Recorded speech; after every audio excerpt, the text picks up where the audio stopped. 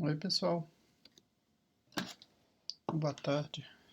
Então a gente vai dar início aqui à aula de hoje. E na aula de hoje a gente vai fazer correção da nossa avaliação, tá? Acredito que seja rápido, né?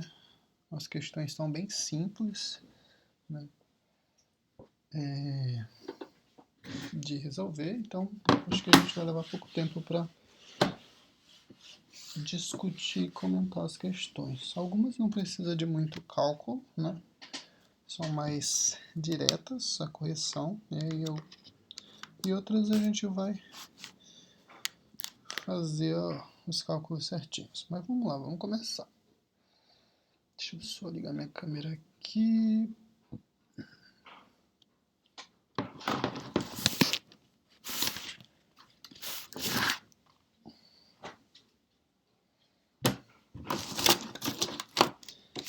Eita, que bagunça tão grande. Desconfigurou, foi tudo agora. Pronto. Assim tá bom. Cadê a primeira questão? Bora ver aqui. Acho que é esse.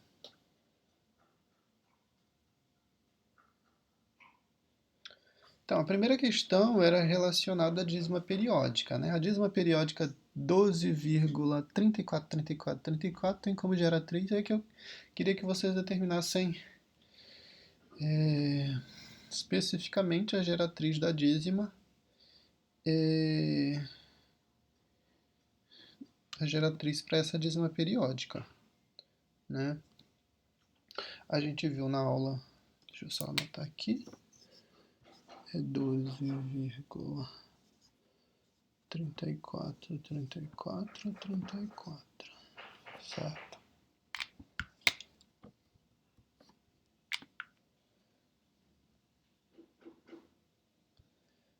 E aí, para essa questão, a gente chama de x, né, a nossa dízima periódica, 1234.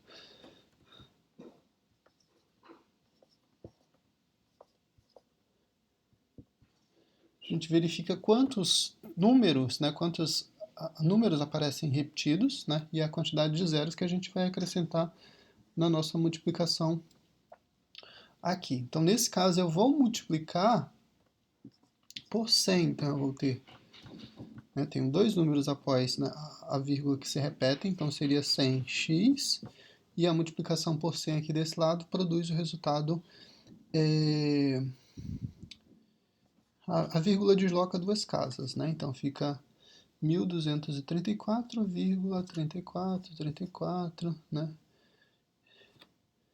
e reticências aí, que esse 34 se repete. Da nossa operação, né, que a gente tem que fazer é subtrair, então, o maior do menor, né, nesse caso eu ficaria com 99x igual, aqui eu consigo cancelar, então, a parte da dízima, né, porque tem duas dízimas opostas aí, né, uma positiva e a outra negativa, no caso quando eu fizer a subtração, e sobra, então, esse 1234 menos 12 para eu operar aqui. E aí eu estou fazendo o maior do menor, tá? Aqui a operação deve ser feita sempre nesse sentido, o maior número do menor. Nesse caso é 4 menos 2, que é 2. 3 menos 1 é 2. E repete o 12, né? E a nossa geratriz é justamente essa. A operação aqui que eu fiz, 100x menos x, tá? 100x menos x, 99x. E aí, então, tenho esse resultado como resposta para a primeira questão. 1222 dividido por 99. Isso é a nossa geratriz, certo? Você poderia... não, nesse caso eu coloquei mesmo o valor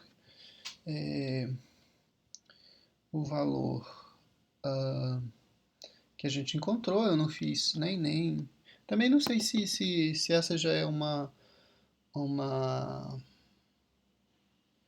uma fração irredutível, mas aí eu nem entrei nessa questão, né? Eu poderia colocar a resposta como sendo uma outra fração diferente aí, né? Se eu fosse buscar, por exemplo, uma fração irredutível, eu verificaria se essa fração ainda existe a possibilidade de eu trabalhar com esses números aí para fim de diminuí-los, né? Mas nesse caso eu não fiz isso, coloquei essa resposta direta, a letra A, e a resposta correta para a questão, né? Deixa eu só conferir se o gabarito foi colocado aqui, é a resposta correta, então a opção A da questão aí é a correta, certo? Aqui era a situação em que eu pedi que vocês fizessem a verificação para ver qual que era a forma irredutível para essa fração, né? Aqui você tem a fração 32 sobre 128 e aí você ia definir qual que era a forma irredutível para esse número racional, né? Essa questão aqui foi praticamente dada a vocês de presente. O que é a forma irredutível? É a forma da fração, é 32 sobre 128. É a forma de fração em que você não consegue mais dividir numerador e denominador por nenhum outro número, né? Nesse caso, 32 é múltiplo de 128, tá? E cada um deles, na verdade, você poderia fazer isso dessa forma, e o 132 divide o 32 divide o 128 e o resultado é 4, tá? Você poderia fazer isso dessa maneira, né? Que é múltiplo. Aí você poderia fazer aquele processo da divisão, né? Começando as divisões por 2, né? Tanto o numerador quanto o denominador divide por 2, tá?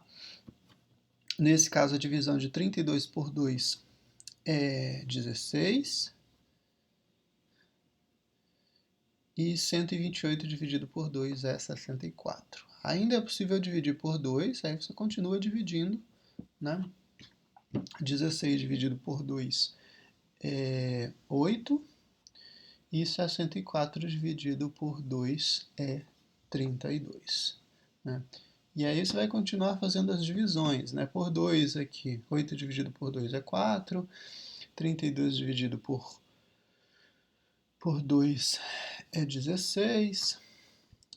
Aqui mais uma divisão por 2 vai produzir o resultado 2, e aqui o resultado 8, e mais uma divisão vai produzir o resultado 1/4. Né? Você poderia fazer essas divisões até chegar a uma opção em que não era possível mais fazer a divisão. Observa que ali o 1/4 não é possível mais dividir por 2, o 4 até pode, mas o 1 não divide mais de modo exato por 2. Né? Então o resultado para essa operação seria justamente a opção que foi colocado na letra C, né, que é a 1/4. Né. A questão 3 era uma questão que envolvia, tá, da anterior aqui, segunda opção, tá? Segunda questão, opção 1/4 é a resposta correta.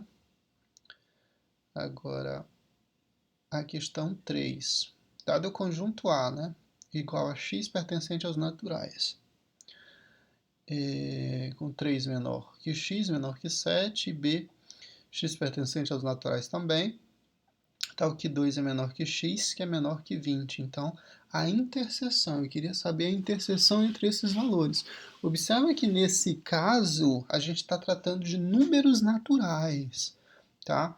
Aqui, o entendimento é que, se a gente está tratando com números naturais, a gente está pontuando números exatamente, né? Os valores, o 1, 2, o 3, o 4, o 5.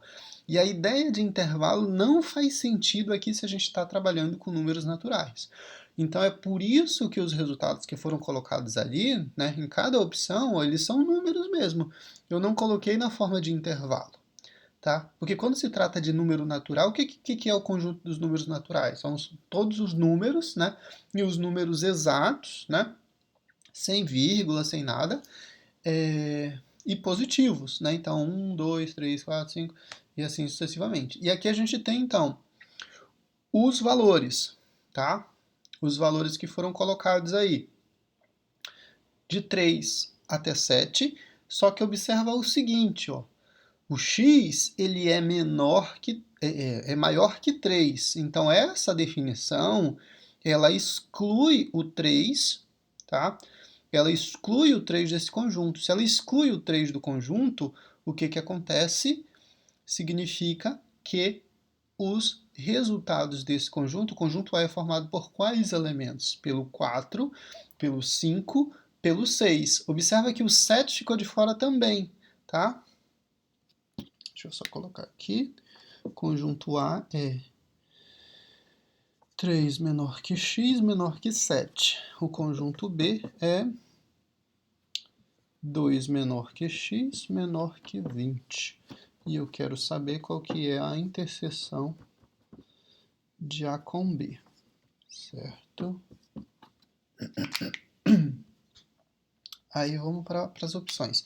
Então, como eu falava para vocês, se o conjunto A é formado por elementos x que pertencem aos naturais, e esse x aqui, né, por definição, ele tem que ser maior que 3, observa, x tem que ser maior que 3, o 3 tem que ser menor que x, tá? Então, por definição, obviamente, a gente não pode usar aqui, né, não é o conjunto dos reais, e aqui então eu não estou tratando de 3,01, por exemplo, para incluir, né?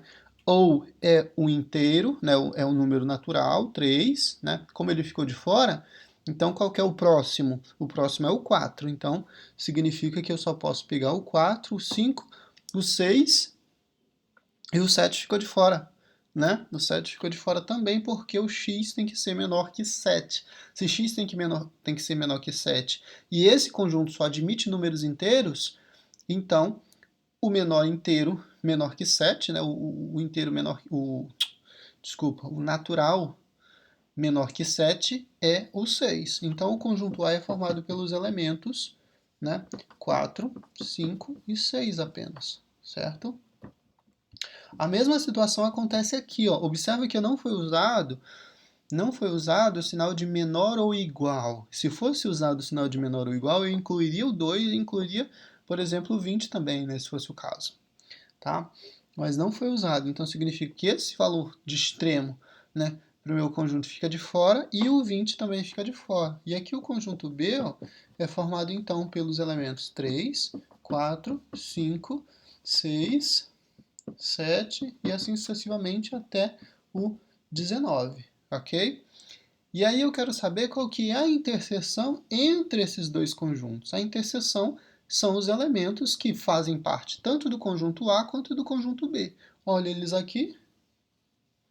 A interseção é exatamente o conjunto A, né? Formado pelos elementos 4, 5 e 6. 4, 5 e 6, e a resposta correta seria a letra E. Só confirmar aqui o gabarito, para ver se não houve nenhum erro. Não, tá ok. A questão 4, aí sim era a questão que envolvia o trabalho com os intervalos, né? Aí foi dado para vocês, na questão 4, o conjunto, né, A, que é formado aí pelos números reais, e os intervalos que foram colocados aí. Então, o A é o intervalo de menos 1 menor que x menor que 2. O B é menos 2 menor que x menor que 4. E o C é menos 5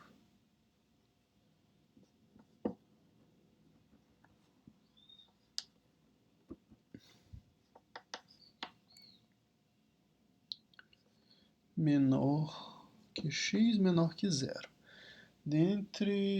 Aí eu queria que vocês avaliassem qual era a opção que estaria correta, tá? Aí eu tenho que olhar.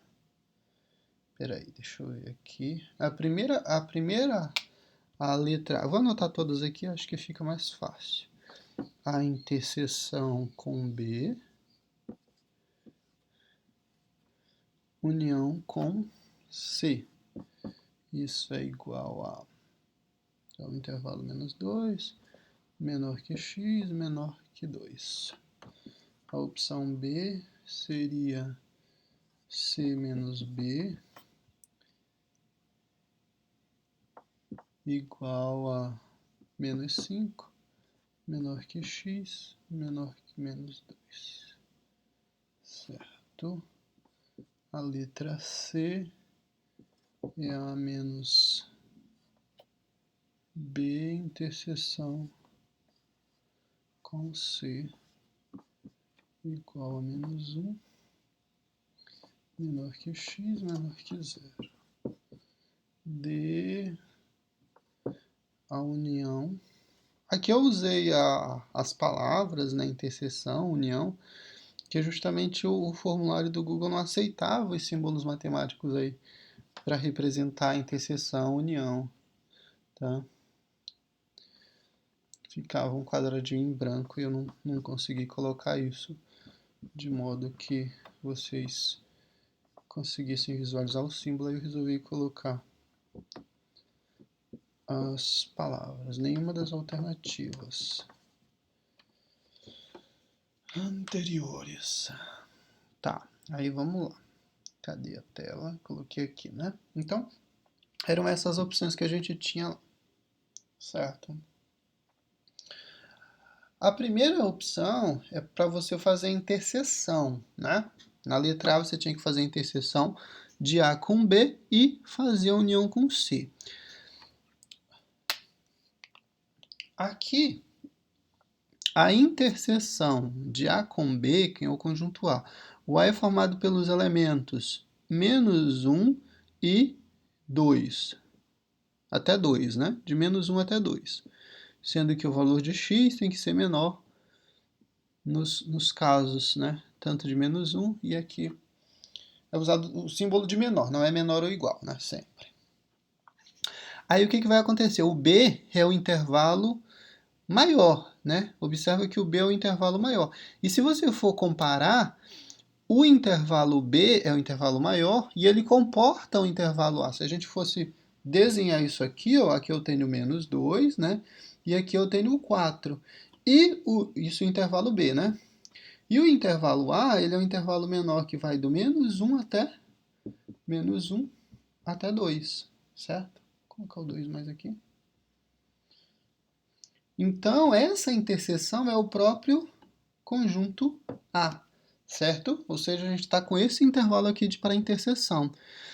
A união com o intervalo C, o que vai produzir? E aí de cara...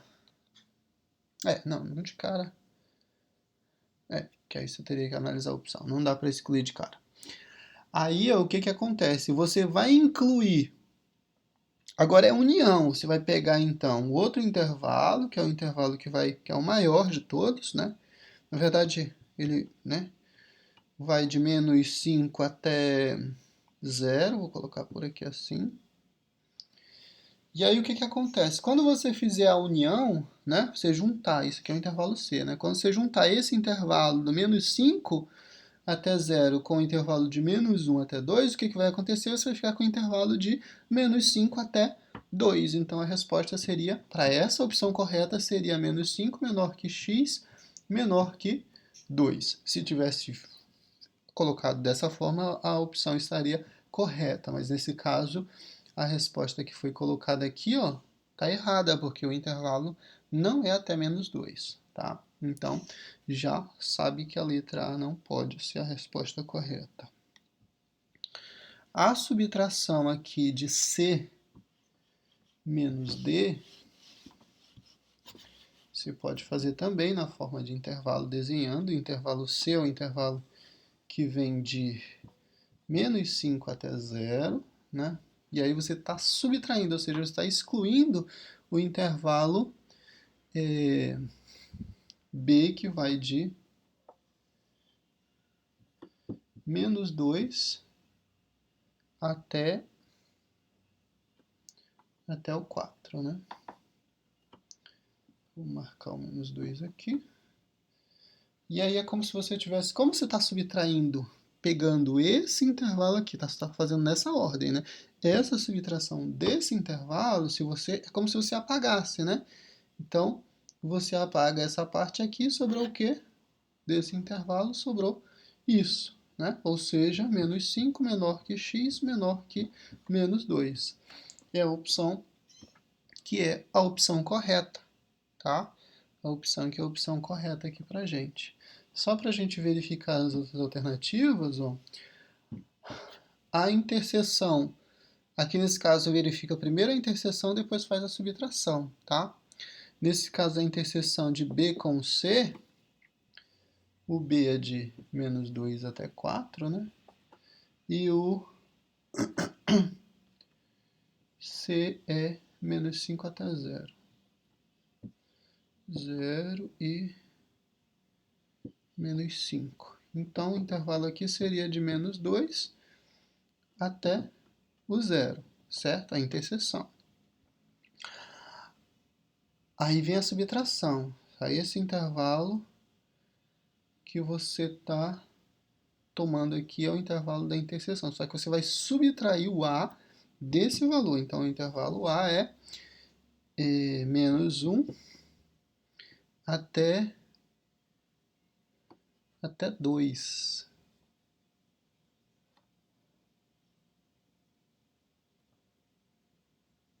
Opa. É menos 1, né? O menos 1 está para cá, até o 2. Quando você fizer essa subtração, você está tirando do A o quê? Essa parte aqui, ó. Então, toda essa parte aqui vai embora, sobra o quê? 0 menor que x menor que 2, tá? E essa não é a opção que foi colocada aí como opção correta aqui, tá? Como resposta. Então, essa aqui também não seria alternativa. A gente já tem a alternativa correta, mas já está verificando aqui as opções aí que, né, como é que vocês resolveriam isso. A união de tudo, gente, é pegar os extremos dos intervalos. Qual é o maior valor, qual é o menor valor e colocar tudo junto no mesmo balaio aqui, ó. Quem que é o menor valor de extremo? Já que eu estou juntando tudo, basta pegar o menor, é 5. Então 5 tem que ser menor, menos 5 tem que ser menor que x, tem que ser menor, qual é o maior valor? O maior valor é 4. Então se eu fosse unir todos esses três intervalos, ó, eu teria esse intervalo aqui, certo? Pega o extremo, o menor possível e o maior intervalo possível, aí você teria as opções corretas, a opção correta. Como não foi colocado o 4, isso aqui está errado, tá? Justamente porque o intervalo vai até 4 positivo, tá? E a letra E, por óbvio, né, já que tem uma resposta correta, não pode ser essa, tá? E aí, então, a resposta correta é a letra B, né? Primeira opção lá, a segunda opção é a opção correta. Gabarito marcado aqui, letra B, certo? E a próxima questão já é envolvendo função, né? Aqui, senhores, era uma questão para vocês analisarem, né? Não tinha muito o que fazer aqui, era para analisar. Seja a função f de x igual a c, uma função, né? F de x é igual a c é uma função. Que tipo de função é essa? Isso é uma função constante, né? Se é uma função constante, isso traz uma série de implicações aí que a gente vai analisar. A primeira assertiva que eu coloquei aí é que o gráfico de f de x é uma reta paralela ao eixo das ordenadas, né? E aí, se você lembrar das nossas aulas, é justamente o contrário, né? O gráfico de uma função constante, ela vai ser na altura do valor de c, do valor de constante, né? Vai ser associado com o valor de y, eu vou traçar uma reta paralela ao eixo das abscissas e não das ordenadas, tá? Ela sempre é paralela ao eixo das abscissas e não das ordenadas, como foi colocado aqui. Ordenada é o valor de y, né? O gráfico de f de x não é uma reta, por óbvio, né? A gente acabou de ver que o gráfico é, sim, uma reta, né? O gráfico de uma constante e uma reta paralela ao eixo das abscissas.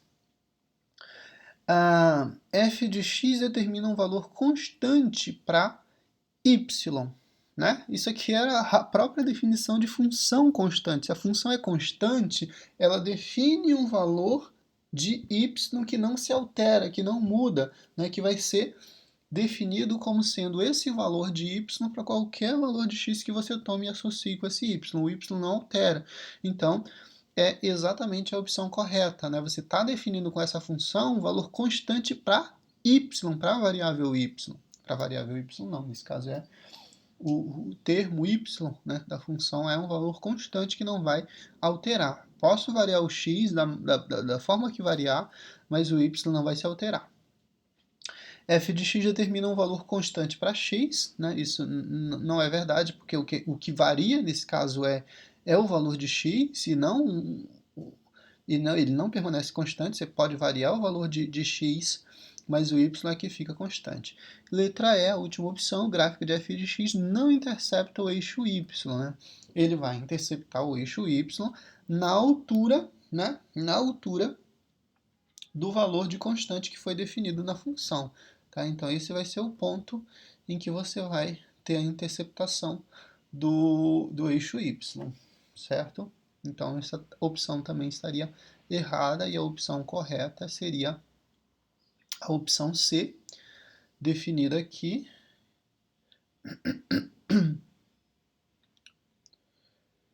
e marcada no gabarito como opção correta. Aqui, a única função que foi colocada para vocês foi a função f de x igual a menos 3x mais 99, uma função afim. E nessa sexta questão, eu estou querendo saber quem é o zero da função, né? Quem que é o zero para essa função? A questão é a seguinte: menos 3x mais 99 é a nossa função. Para determinar o zero, você pode usar aquela regrinha lá do x que vai ser igual ao menos o valor de b, né, o sinal trocado dividido por a. Você faz isso e você encontra. Aí você pode fazer também igualando a zero isso aqui e obtendo as etapas passo a passo para definir quem que é esse valor de x, né, que vai tornar essa equação igual a zero. Tá? Então, se você fizer isso, mudando 99 de lado e passa ele com o sinal trocado, você vai ter um menos 99 com o sinal trocado, e aí o menos 99 depois vai ser dividido por menos 3. O valor de x vai ser igual 9 dividido por 3 é 3, 9 dividido por 3 é 3, menos dividido por menos é mais. O valor que torna toda essa equação igual a zero, o valor de x que torna toda essa equação igual a zero é o 33. Então, 33 é o zero da minha função. Tá? Muita confusão se dá em relação ao valor de x igual a zero. O x igual a zero não é o mesmo zero da função. Tá? O zero da função é o valor de x que torna tudo isso igual a zero. Se você substituir zero aqui, você encontra um resultado. Qual que é o resultado que você encontra? 99.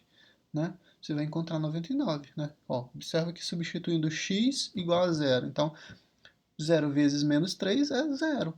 Mais 99, 0 mais 99 é o próprio 99. Tá? Então, a confusão se dá aqui em relação a esse zero da função. Zero é o valor de x que torna toda a função igual a zero e não propriamente o x igual a zero. Mas a gente está buscando, na verdade, o y igual a zero. É essa a diferença. Né? O zero da função é o valor de x que torna o y igual a zero. Tá? E não necessariamente é o x igual a zero. A opção correta seria a opção apresentada na alternativa E, né, que é 33, o valor de x. Na questão 7, e tem duas respostas iguais, né? E o formulário não avisou isso, porque geralmente ele dá um aviso quando tem duas opções. Mas vamos ver. E justamente uma delas é a resposta correta. Tá. Então deixa eu só marcar aqui.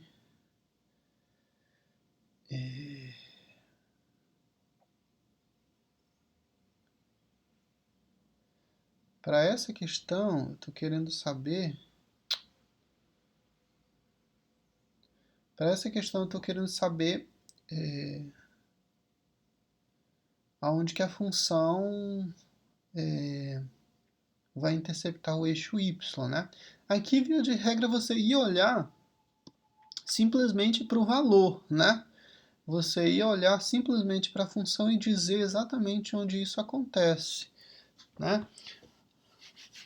A gente comentou sobre isso na aula passada, nas aulas anteriores, que é justamente no valor de coeficiente linear, né, da minha função. O coeficiente linear indica o valor onde a função intercepta o eixo y. Ou seja, se eu fizer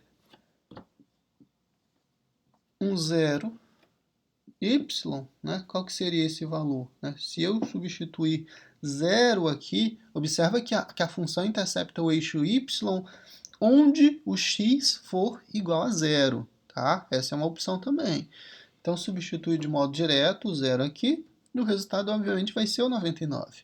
Né? E também você poderia, né? Nem precisa de cálculo, não precisa de nada aqui. Você olharia para a função no valor de coeficiente linear, a função intercepta o eixo y. Então, a opção correta seria a opção que traz justamente o 99.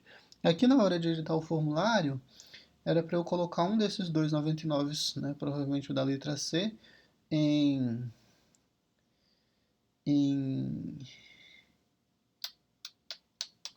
negativo, né, e eu acabei esquecendo de fazer isso. Mas eu vou marcar como resposta correta as duas opções, e aí ele já faz, né, quem marcou tanto da letra A quanto da letra B, que está correto também, tá? Da letra C, desculpa, vai ter os seus 2 pontos somados lá na prova. Os seus meio ponto, na verdade, né? Meio ponto.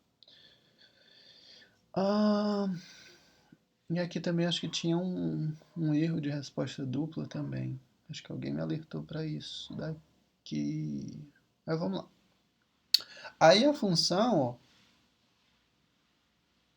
Ah, não, mas nesse caso não tem. A resposta que está duplicada também não é a resposta correta. Aqui, ó, senhores, não precisaria nem de muito. Não precisa de cálculo, não precisa de nada.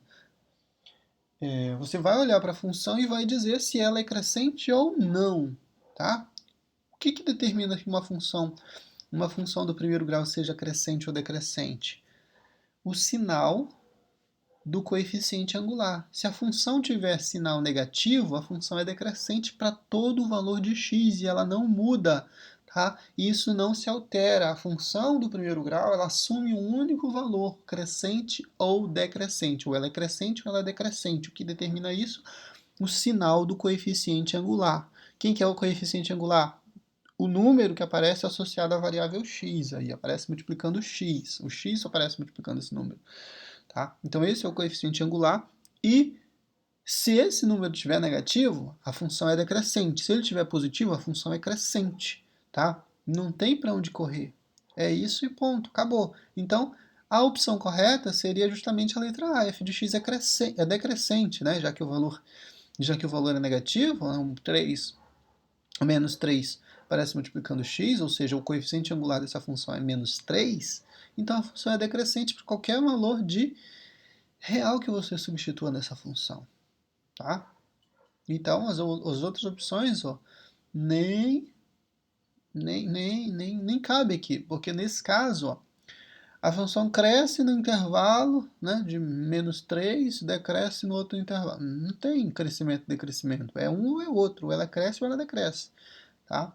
Para qualquer valor de domínio para a função do primeiro grau, tá? Só lembrando isso, qualquer valor, qualquer função do primeiro grau, ela é ou crescente ou decrescente e não tem outra história. E a gente tratou disso em aulas anteriores, tá? Aqui sim a gente tem variação em relação ao sinal, né? A gente tem variação em relação ao sinal. Em que sentido? Eu quero saber qual que é o intervalo em que essa função ela é positiva, né, vai ter sinal positivo, e qual que é o o intervalo em que ela vai ter sinal negativo.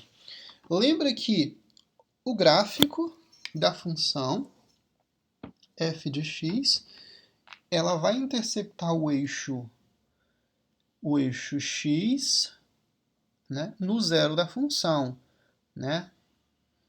A função vai interceptar, o gráfico da função vai interceptar, a função é menos 3x mais 99, f de x é a minha função, né? Esse valor negativo. E aí, isso é 99, tá? O que acontece? Essa função ela intercepta o eixo x em 33, vou colocar bem aqui, 33, um x igual a 33 positivo. E vai interceptar o y lá no 99, tá? Vai ficar um pouco... Tá, vou colocar uma escala aqui um pouquinho menor, só para a gente ter uma...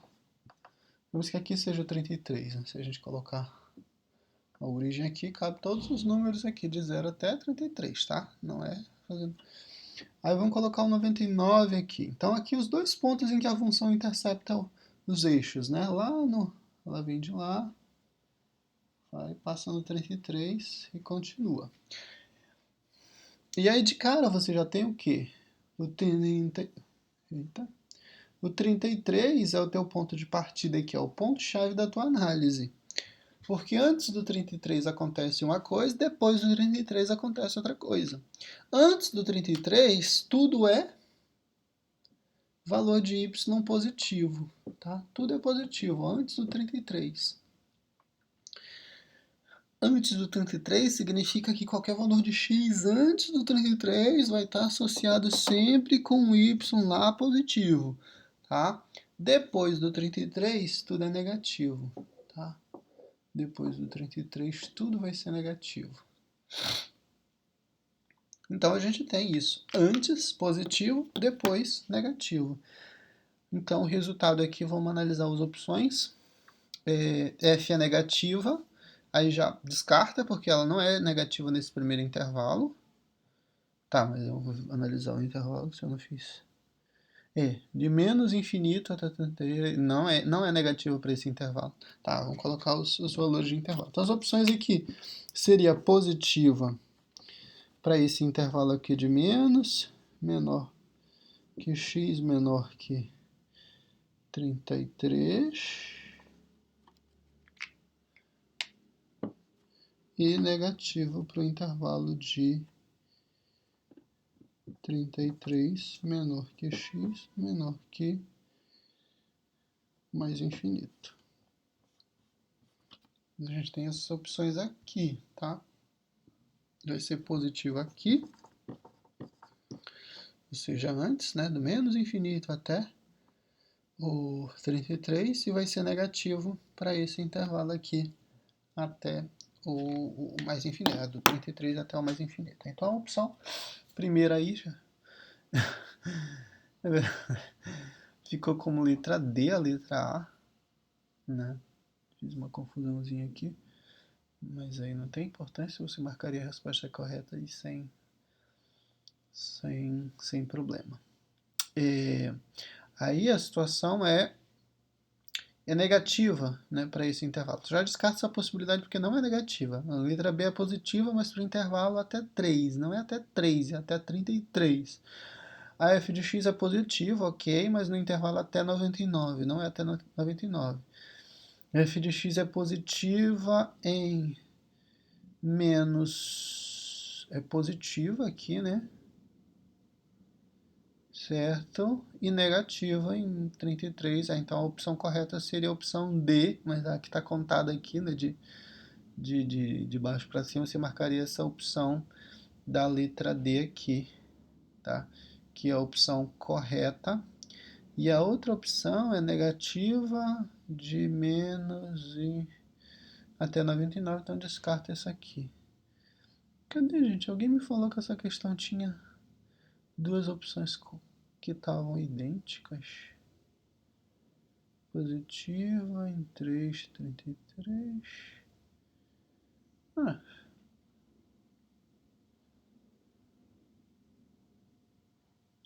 A resposta correta é a letra D, tá? Essa aqui é essa D e não a D que foi colocada aqui como sendo A. Vou até corrigir aqui.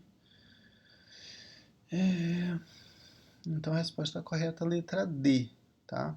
Essa aqui pegaria os intervalos de menos infinito menor que x, menor que 33 e o infinito lá, seria negativa na outra parte do intervalo. É negativa. Está ao contrário, é positiva no 3, é positiva no 99, é negativa no 99. Bom, eu não identifiquei as opções aqui que disseram que estavam iguais, né? Será que era outra questão? Não lembro agora. Ou era essa opção? Essa questão. Tá, a questão 10 era a mesma situação. A mesma função, na verdade, eu usei para todas as questões aí envolvendo função do primeiro grau, né? Aí o que eu queria saber, né? Qual desses pontos que foram colocados aí, qual deles que pertencia ao gráfico, né? De f de x. Pertencer ao gráfico de f de x significa que o valor de x que eu usar aqui vai ter que produzir o resultado y que a minha função produz, o mesmo resultado, né? Senão você poderia fazer os testes aí, pegar esse valor de x e substituir na função e verificar se era o resultado. Aqui de cara a gente já sabe que o ponto 0,0 ele não faz parte da função. Por quê? Se eu substituo 0 na minha função, o que eu encontro? Eu encontro 99. E não, se o x for igual a 0, o y não é 0, o y é 99. Então já descarta essa opção da letra A. Se o b for igual a menos 3, o resultado para y não é 0, porque qual que é o valor do y igual a 0? Onde que o gráfico dessa função intercepta o eixo x? Lá em x igual a 33. Então o y é 0 quando x é igual a 33, tá? E não em menos 3. Então já descarta essa opção também, tá? A opção correta seria a opção C, né? Se o x for igual a 0, o y é 99, correto? Se o x for 0, você substitui lá 0, multiplica por menos 3, 0 vezes menos 3 é 0, 0 mais 99 dá 99, como está colocado aí na opção. O ponto é 0 e 99 para y. E a opção D descarta também, porque se você substituir 0, o resultado não vai ser menos 3 para y, não vai ser, já vimos que é 99, né? E na letra E, se você substituir o menos 3, o resultado não é 99. Menos 3 vezes menos 3 dá 9 positivo, né? E 9 mais 99 é 108, ok? Então, e não 99, como está colocado aí. Tá? Então, essa questão era para vocês testarem os valores, né? Opção bem óbvia aí também, um pontinho dado de graça para vocês. Não tinha muita análise para ser feita aí não, tá? Era basicamente isso. Ok, senhores, então essa é a nossa... Aí só marcar aqui a opção do gabarito para ver se está tudo certinho. Opção correta marcada, então tudo certo. Aí eu vou liberar... Eita, que travou foi tudo. E aí eu vou liberar então os resultados. Daqui a pouquinho. Deixa eu só atualizar. Deixa eu bloquear aqui para encerrar a aceitação de respostas. E travou tudo agora. Pronto.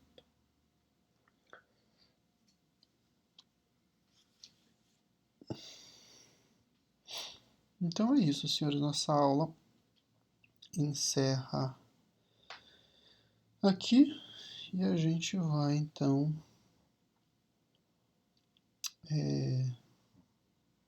na aula da semana que vem já tratar de equação eu acho que é a equação do segundo grau, o tema da próxima aula, eu vou ver direitinho, mas acredito que seja isso, né? Na sequência didática, a gente sempre aborda a equação do segundo grau na sequência de equação do primeiro grau, função afim, né? Equação não, função, desculpa. Função do primeiro grau e na sequência a função do segundo grau. Então finalizamos função afim, função do primeiro grau, vamos tratar então de falar de função do segundo grau. Ok, senhores? Até a próxima aula. Um grande abraço a todos. Espero que todos tenham ido bem na prova. A lista de exercício eu vou juntar, né, essa nota da prova e na semana que vem, acredito que até semana que vem eu já consiga lançar. Se não, vai demorar um pouquinho mais. Tá? Mas eu estou me organizando para lançar isso logo. Obrigado a todos. Até a próxima aula.